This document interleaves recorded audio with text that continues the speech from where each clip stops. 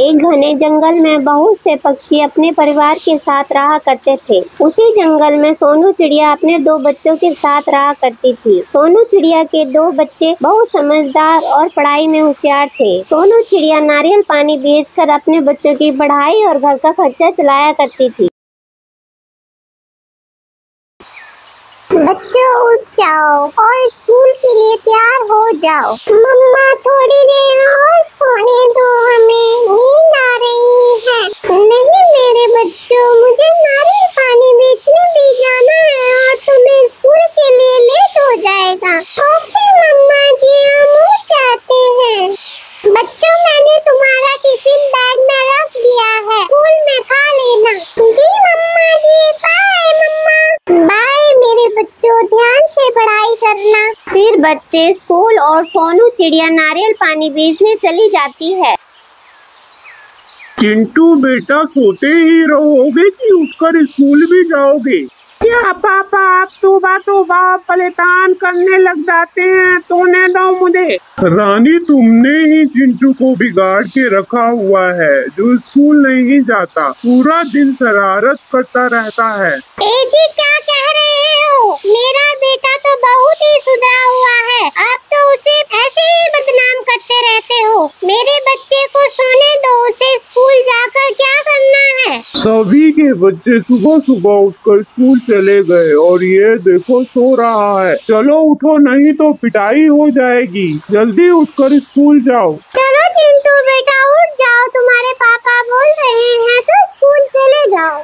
ठीक है मम्मा, आप कहती हैं तो मैं स्कूल चला जाता हूँ। फिर चिंटू स्कूल चला जाता है। चिंटू बहुत ही शरारती था। वो स्कूल में बहुत शरारत करता था और सभी बच्चों को बहुत परेशान करता था। चिंटू शरारत करने के लिए अपने टीचर के पीछे पटाखे फेंक देता है। Good morning teacher. चलो बच्चों, पढ़ाई शुरू करते हैं। तभी पटाखों की लड़ी फट जाती है और पटाखे फूटने लगते हैं।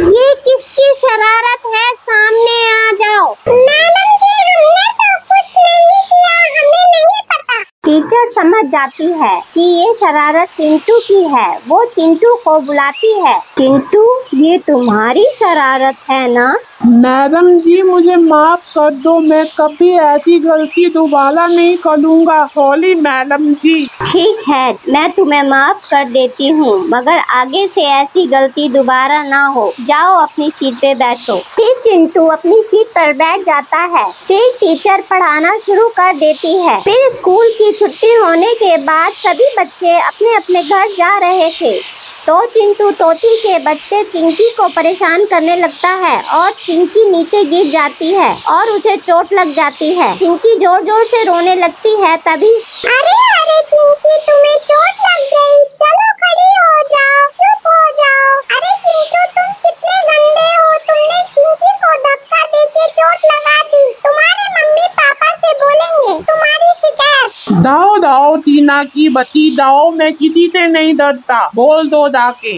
और फिर चिंटू अपने घर चला जाता है और सभी बच्चे चिंकी को उसके घर छोड़ने चले जाते हैं। मम्मी मम्मी, मुझे चोट लगी है। चिंकी बेटा, तुम्हें चोट कैसे लगी? मम्मी, चिंटू ने मुझे स्कूल से आते समय धक्का देके गिरा दिया। इस चिंटू की शरारतें तो बढ़ती ही जा रही हैं। चलो बेटा, चिंटू के घर जाके उसकी मम्मी को उसकी करतूत बताते हैं। फिर तोती और सभी बच्चे चिंटू के घर पहुंचते हैं। रानी ओ रानी, जरा देखो अपने बेटे की करतूत, मेरी बच्ची को धक्का देकर गिरा दिया। क्या हुआ तोती, तुम चिल्ला क्यों रही हो? मेरा चिंटू बेटा बहुत समझदार है, वो ऐसे किसी को कुछ नहीं कहता। तुम्हारी ही बेटी ने कुछ शरारत की होगी। रानी, तुम अपने चिंटू को समझाने की वजह हमें ही उल्टा बोल रही हो। देखना, तुम्हें एक दिन चिंटू की शरारतों की वजह से तुम्हें पछताना पड़ेगा। हाँ हाँ ठीक है, जाओ यहाँ से।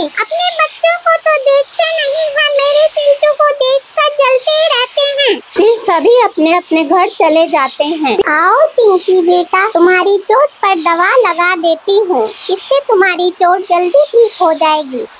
मम्मी जी, दर्द हो रहा है। बस मेरी बच्ची थोड़ा सा ही होगा फिर ठीक हो जाएगा। फिर दूसरे दिन सोनू चिड़िया नारियल तोड़ने जाती है। छुट्टी होने के कारण दोनों बच्चे भी उसके साथ ही जाते हैं और फिर सोनू चिड़िया और दोनों बच्चे नारियल तोड़कर नारियल बेचने चले जाते हैं। आइए आइए, ठंडा मीठा नारियल पानी पी जाइए। फिर बच्चे अपनी मम्मा जैसे ही बोलने लगते हैं। आइए आइए, ठंडा ठंडा मीठा मीठा नारियल पानी पी लीजिए।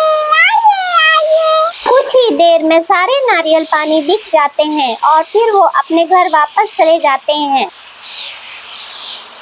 मम्मा जी हमारे पास कितने सारे पैसे जमा हो गए हैं। हाँ हाँ मेरे बच्चों, ये जो पैसे मैंने जमा किए हैं ये तुम्हारी पढ़ाई लिखाई के काम आएंगे।